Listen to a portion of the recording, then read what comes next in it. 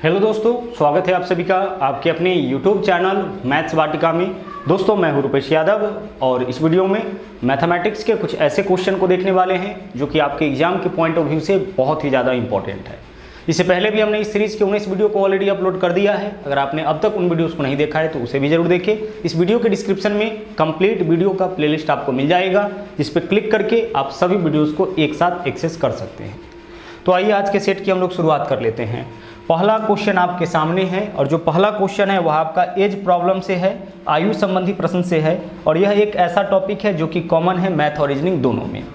देखिए क्वेश्चन पहला क्या है, 18 साल पहले साइरस निखिल से 2.5 गुना बड़ा था।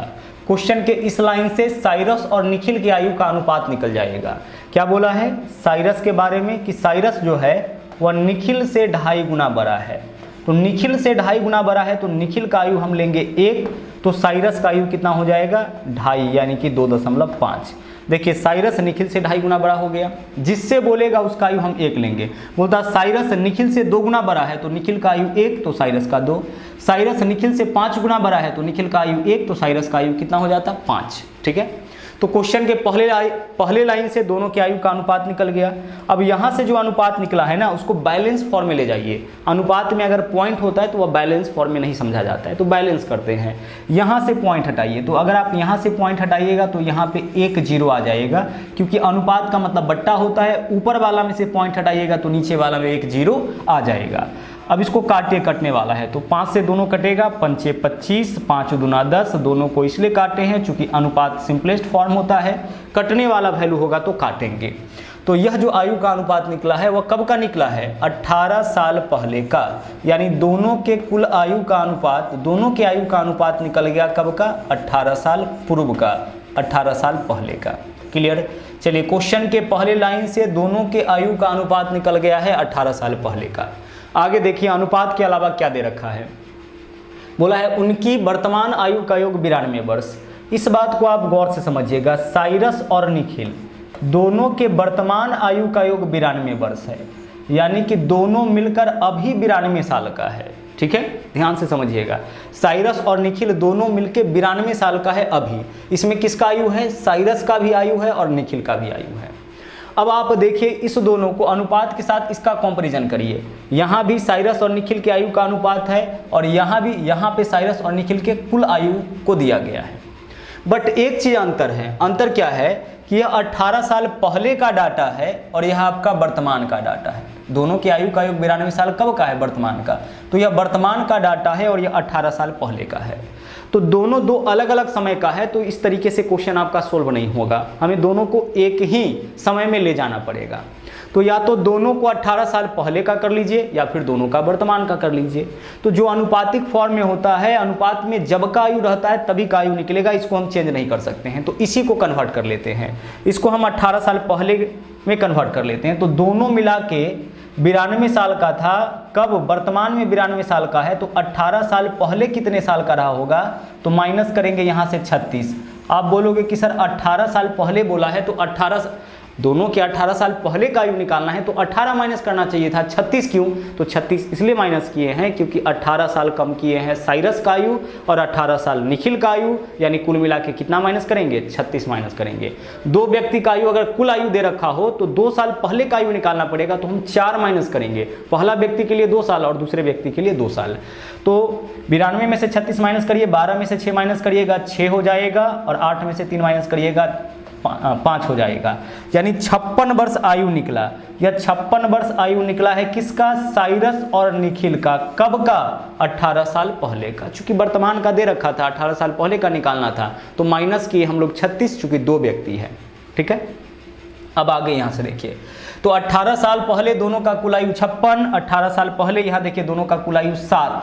तो अब इस 7 को आप बना दीजिए 56, क्योंकि 18 साल पहले तो दोनों का कुल आयु 56 था ना, तो 7 को कितना बनाएंगे 56। तो 7 को 56 बनाने के लिए 8 से गुना, और अनुपात के प्रत्येक पदों में समान अंकों से गुना करने पर उसके मान में कोई अंतर नहीं आता है। तो यहाँ पे क्या हो जाएगा, यह 8 पंचे 40 और इसमें जब 8 से गुना करिएगा तो 8 दूना 16। अब देखिए क्या निकला है, यह जो 40 वर्ष निकला है ना वह किसका आयु निकला है, साइरस का। कब का, 18 साल पहले का। तो साइरस 40 साल का था 18 साल पहले, तो अभी 58 साल का हो जाएगा। अरे 18 साल पहले 40 साल का था तो अभी 58 साल का हो जाएगा। निखिल 16 वर्ष का था, कब? यह आयु कब का निकला है? 18 साल पहले का। तो 16 साल का था 18 साल पहले, तो अभी कितने साल का होगा? 16 प्लस 18, 16 और 18 कितना हो जाएगा? 34, यानी निखिल अभी 34 साल का। 18 साल पहले ही 16 साल का था, 18 साल पहले कोई व्यक्ति 16 साल का था, तो अभी कितना? तो प्लस 18 करेंगे, तो 16 प्लस 18 यानी 34 साल आयु हो जाएगा निखिल के वर्तमान का। ठीक है, चलिए आगे बढ़ते हैं। अगला क्वेश्चन देख लीजिए क्या है। बोला है एक शंक्वाकार तंबू का भ्रमिल यानी कि वर्टेक्स कोना पर 60 डिग्री का कोण है, तो त्रिज्या और तिर्यक ऊंचाई का अनुपात बताइए। सबसे पहले देख लीजिए, हम शंकु बनाते हैं। यह हमारा एक शंकु है, ठीक है, यह हमारा एक शंकु है, ध्यान से इसको समझिएगा। वर्टेक्स की बात किया है तो वर्टेक्स यहीं पे है ना, यहाँ पे एक एंगल, यहाँ पे कंप्लीट एंगल कितना है? 60 डिग्री। तो पूरा एंगल 60 डिग्री है, तो आधा एंगल कितना हो जाएगा? 30 डिग्री। यह पूरा का पूरा कितना है? 60, तो आधा एंगल इसका कितना हो जाएगा? 30। तो यह वाला एंगल हमारा निकल गया 30 डिग्री। अच्छा, इसमें यह एंगल फिक्स होता है 90 डिग्री, ध्यान रहे, यह वाला एंगल फिक्स होता है। वास्तव में क्या है ना कि समकोण त्रिभुज को ना पूरा 360 डिग्री पे रोटेट किया जाता है, सीधे घुमाइएगा तो आपका शंकु तैयार होता है। समकोण त्रिभुज बनाइए और उसको पूरा 360 डिग्री पे घुमा दीजिएगा तो एक शंकु आपका क्रिएट हो जाता है, बन जाता है। तो वास्तव में इसमें आपका समकोण त्रिभुज होता है।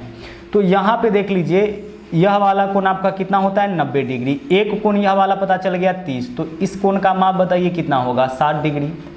ठीक है, यह चीज़ क्लियर हो गया। अब हमें क्या बताना है इस क्वेश्चन में? हमें बताना है इस क्वेश्चन में कि त्रिज्या और तिर्यक ऊंचाई का अनुपात बताइए। तो त्रिज्या तो यही होगा ना, त्रिज्या तो यही होगा, कितना डिग्री के सामने? 30 डिग्री के सामने वाली जो भुजा होगा वो आपका त्रिज्या होगा। और तिर्यक ऊंचाई मतलब कितना डिग्री के सामने? यही तिर्यक ऊंचाई होगा ना, 90 डिग्री के सामने। तो 90 डिग्री, 30 डिग्री और 90 डिग्री के सामने वाली भुजाओं का अनुपात आपको बताना है। तो समकोण त्रिभुज में क्या होता है ना, समकोण त्रिभुज में 30 डिग्री, 60 डिग्री और 90 डिग्री, इसका एक डिफॉल्ट रेशियो होता है। क्या होता है? 1/√3 और 2। समकोण त्रिभुज में देखिए, इसको आप ध्यान में रखिएगा। समकोण त्रिभुज में 30 डिग्री के सामने वाली भुजा का √3 गुना 60 के सामने और 30 के सामने की भुजा का 2 गुना 90 डिग्री के सामने। तो 30 के सामने का भुजा कितना हो जाएगा? 1 हो जाएगा, और 90 डिग्री के सामने का भुजा क्या हो जाएगा? 2 हो जाएगा। तो हमें यही बताना था कि इसका त्रिज्या और तिर्यक ऊंचाई का अनुपात। तो त्रिज्या मतलब 30 के सामने वाली भुजा कितना होगा? 1, तो 90 के सामने वाला क्या होगा? 2। यह डिफॉल्ट होता है समकोण त्रिभुज में, 30 डिग्री के सामने वाली भुजा का 2 गुना 90 डिग्री के सामने की भुजा होता है। आप किसी भी ट्रायंगल को लेकर के इसको चेक कर सकते हैं। आगे बढ़िए, अगला देख लीजिए क्वेश्चन क्या है। बोला है दिए गए चार्ट में 12 महीनों में गोभी का कीमत दिया गया है, गोभी का मध्यमान मूल्य क्या होगा? मध्यमान मूल्य कहने का मतलब कि माध्यिका हमें बताना है। हमें क्या बताना है इस क्वेश्चन में? हमें इस क्वेश्चन में माध्यिका बताना है। टोटल 12 महीने का दिया गया है। तो माध्यिका जब भी निकालना होता है ना, तो हम क्या करते हैं कि जो भी आंकड़ा होता है उसको आरोही क्रम में सजाते हैं। तो आरोही क्रम में इन आंकड़ों को पहले आप सजा लीजिए। चलिए आंकड़ों को हम आरोही क्रम में सजाते हैं। सबसे पहले जो छोटा होगा उसको लिखेंगे। तो देखिए सबसे छोटा कौन है इस पूरे में? 30 है, तो पहले हम 30 को लिखेंगे। उसके बाद इससे बड़ा कौन है? 30 लिख लिए। अब 40 है, 40 है, तो अब क्या लिखेंगे हम? 40 कितनी बार है? 1 2 बार और है इधर। 40 4 बार है आपका, 4 बार लिखेंगे। चलिए, तो 40 वाला सब लिख लिए। अब इसके बाद देखिए 50 वाला कितना बार है? 3 बार, तो 50 इसको लिखिए। उसके बाद देखिए 50 का काम कर लिया। अब 80 कितनी बार है? 4 बार, तो 80 और 80 4 बार लिख दिए। अब हमें क्या करना है ना कि इन्हीं आंकड़ों का बताना है माध्यिका। तो माध्यिका के लिए क्या करते हैं ना कि संख्याओं को आरोही क्रम में सजाते हैं। तो जनवरी से लेकर के दिसंबर तक प्रत्येक महीने का जो उत्पादन था ना, उसको हम लोग आरोही क्रम में सजा लिए। यानी जो छोटा है उसको पहले, जो बड़ा है उसको बाद में। अब इसका माध्यिका बताना है, तो संख्याओं को आरोही क्रम में सजाने के बाद जो संख्या बिल्कुल बीच में आएगा वही माध्यिका। तो 12 महीना है, तो आप ऐसा करिए 1 2 3 4 5, 1 2 3 4 5, 5 लेफ्ट से हटा लीजिए और 5 राइट से हटा लीजिए। बीच में कितना बचा? जो बीच में बचता है वही माध्यिका। तो बीच में 2 संख्या बचा है, तो दोनों को जोड़ के 2 से भाग करिए, यही आपका माध्यिका हो जाएगा। तो 50 50 100 100/2 यानी कितना हो जाएगा? 50। बीच में एक संख्या बचता वही माध्यिका हो जाएगा, बीच में 2 संख्या बचेगा, दोनों को जोड़ के 2 से भाग करेंगे वही माध्यिका हो जाएगा। तो यहाँ अल्टीमेटली हमें माध्यिका निकालना था, संख्याओं को आरोही क्रम में सजाएं और बीच में जो है वही माध्यिका, बीच में 2 संख्या था तो दोनों को जोड़ के हम भाग किए हैं 2 से। अगला देखिए, अगला क्वेश्चन एक बार फिर से चार्ट से है। दिए गए पाई चार्ट में दिसंबर 2017 तक के विभिन्न बैंकों के द्वारा गैर निष्पादित अस्थियों यानी एनपीए के बारे में जानकारी दिया गया है। यदि सभी बैंकों के तहत कुल एनपीए 300 लाख करोड़ है तो हमें बताना है तो एनपीए की कीमत बैंक डी में दिसंबर 2017 तक बैंक डी का एनपीए बताना है। तो बैंक डी का एनपीए देख लीजिए कितना है 5%, कितना है 5% और कुल कितना 300 लाख करोड़। तो 300 लाख करोड़ का कितना परसेंट 5% जो है वह आपका डी का एनपीए है। यही तो हमें पता करना था ना कि डी का एनपीए कितना है। तो डी का एनपीए कितना है 5% और सब दिसंबर 2017 का ही है डाटा। तो डी का एनपीए 5%, कुल का 5%, प्रतिशत से डबल जीरो कैंसिल, 5 दिया 15, यानी हमारा आंसर क्या हो जाएगा 15 लाख करोड़। विकल्प ए हमारा आंसर हो जाएगा। अगर पूछता ए का तो 30% निकालते 300 लाख करोड़ का, बी का तो 25% निकालते, सी का तो 15% निकालते। अगला क्वेश्चन आपका ट्रिग्नोमेट्री से है। साइन 75 डिग्री का मान निकालना है। देखिए साइन 75 का मान कैसे निकालेंगे। सबसे पहले साइन है तो साइन 75 को ऐसे 2 भागों में तोड़ेंगे जिसका वैल्यू हमें पता होता है। तो 45 डिग्री प्लस 30 डिग्री, 45 का भी मान हमें पता होता है और 30 का भी मान हमें पता होता है। साइन 0 का, 30 का, 45 का, 60 का, 90 का, इन सब का वैल्यू हमें पता होता है। तो 75 को ऐसे 2 भागों में तोड़िए जिसका वैल्यू आपको पता हो। मान लीजिए यहाँ साइन 15 होता तो हम लिखते 45 माइनस 30। अब यह फॉर्मूला क्या हो गया, यह हो गया आपका साइन ए प्लस बी का। ठीक है, क्या हो गया फॉर्मूला आपका साइन ए प्लस बी का। ए के जगह 45 डिग्री और बी के जगह कितना डिग्री 30 डिग्री। तो अब तोड़िए, साइन ए प्लस बी बराबर होता है, यहाँ देखते चलिएगा साइन ए, तो ए के जगह 45 degree into cos B, cos कितना डिग्री लिखेंगे हम 30 degree, sine A into cos B plus cos A के जगह 45, cos 45 degree into sine B, sine कितना डिग्री हो जाएगा 30 डिग्री हो जाएगा। यही फॉर्मूला होता है आपका साइन ए प्लस बी का। ए के जगह कितना है 45, बी के जगह 30, तो साइन ए प्लस बी बराबर होता है sine A into cos B plus cos A into sine B. A के जगह 45, बी के जगह 30। बस अब हमें क्या करना है, इसका वैल्यू रख देना है। तो वैल्यू रखिए, साइन 45 का मान कितना होगा 1/√2 होगा, यहीं पे रख ले क्या। साइन 45 का मान कितना 1/√2 और कॉस 30 का मान कितना √3/2, तो रख लेते हैं यहाँ पे। साइन 45 का मान 1/√2 इंटू क्या है आपका कॉस 30 का मान है √3/2। चलिए इसका वैल्यू हो गया, प्लस है तो प्लस, कॉस 45 का भी मान 1/√2 इंटू साइन 30 का मान 1/2। अब नीचे देखिए, दोनों के बट्टा में देखिए कितना है, √2 में 2 से गुना करेंगे 2√2, √2 में 2 से गुना करेंगे 2√2, तो एलसीएम 2√2 हो जाएगा, एलसीएम तो हो जाएगा, भिन्न का जोड़ ही है ना, तो एलसीएम 2√2, √2 गुना 2 तो 2√2, √2 गुना 2 2√2, दोनों का एलसीएम 2√2। ऊपर वाला को ऐड करिए, √3 में 1 से गुना करेंगे √3, ऊपर में 1 में 1 से गुना करेंगे 1, √3 प्लस 1, यही है ना, √3 प्लस 1, तो √3 प्लस 1/2√2 यही आंसर होगा, यानी विकल्प सी हमारा आंसर हो जाएगा इस क्वेश्चन का। आगे बढ़िए, अगला क्वेश्चन देखिए क्या है, हमसे पूछा गया है पाई क्या है। पाई क्या है, तो पाई एक अपरिमेय संख्या है। 22/7 आपका परिमेय संख्या होगा, ध्यान रखिएगा, जो पाई का ही वैल्यू है लेकिन एग्जैक्ट वैल्यू नहीं है। तो 22/7 आपका परिमेय संख्या, लेकिन पाई क्या होता है अपरिमेय संख्या। तो पाई ई रूट के भीतर वैसी संख्या जिसका वर्गमूल न निकले अपरिमेय होता है। दशमलव के बाद कोई संख्या अगर इस तरीके से आता है जैसे 1.6789321 इस तरीके से, तो यह आपका हो जाएगा अपरिमेय संख्या। रेस्ट जो भी बचा वह क्या होता है आपका परिमेय। परिमेय उसको बोलते हैं जिसको PYQ के रूप में हम लिख सकते हैं, जिसको बट्टा के रूप में हम लोग व्यक्त कर सकते हैं।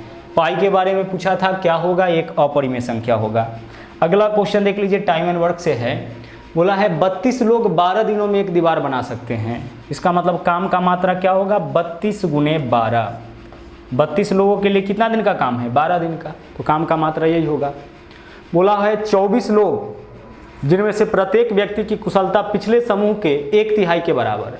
अब 24 लोग है जिसका कुशलता 1/3 है, पिछले के 1/3 यानी 24 का 1/3 व्यक्ति ही माना जाए इसको, क्योंकि इसका कुशलता पिछले व्यक्ति की 1/3 के बराबर। तो 24 व्यक्ति लिए हैं बट यह 1/3 कुशलता है, मतलब 8 व्यक्ति इसको समझिए। पिछले समूह के लोगों से 1/3 है। ऐसी दीवार का 5/8 भाग, यानी ये जो दीवार है ना इसका 5/8 भाग, पूरा दीवार नहीं बनाना है, इस दीवार का 5/8 भाग इतना व्यक्ति कितने दिनों में बनाएगा, तो हम मान लेते हैं x दिनों में। टोटल वर्क बराबर होता है वर्कर्स गुने डे, तो 32 व्यक्ति के लिए 12 दिन का काम था। अब बोला है कि 24 व्यक्ति जिसका कुशलता पिछला से 1/3 यानी 24 व्यक्ति उसको 1/3 माना जाए, मतलब 8 व्यक्ति पिछले दीवार का 5/8 मतलब इतना काम कितने दिनों में करेगा, तो हम मान लेते हैं x दिनों में करेगा। अब आप इसको सोल्व कर लीजिए, अपना आंसर निकाल लीजिए। अगर 8 से काटिएगा तो 8 चौके 32 हो जाएगा, 12 से काटिएगा तो 12 दूना 24 हो जाएगा, और आगे देखिए 2 से काटिएगा तो 2 दूना 4 हो जाएगा, क्रॉस में गुना 5 या 15 दूना 30, 30 बराबर इधर क्या बचा आपका x बचा, यही होगा ना, 3 पंचे 15 दूना 30, तो x बराबर 30 दिन, मतलब कि इस दीवार को बनने में कुल मिला के 30 दिनों का समय आपका लग जाएगा। आगे बढ़िए, अगला क्वेश्चन देखिए क्या है। एक शिविर में 560 लोगों के लिए 60 दिन का भोजन था 52 दिन के बाद। अच्छा देखो 560 व्यक्ति के लिए भोजन कितना दिन का था, 60 दिन का, तो कुल भोजन का मात्रा 560 गुने 60 रहा होगा।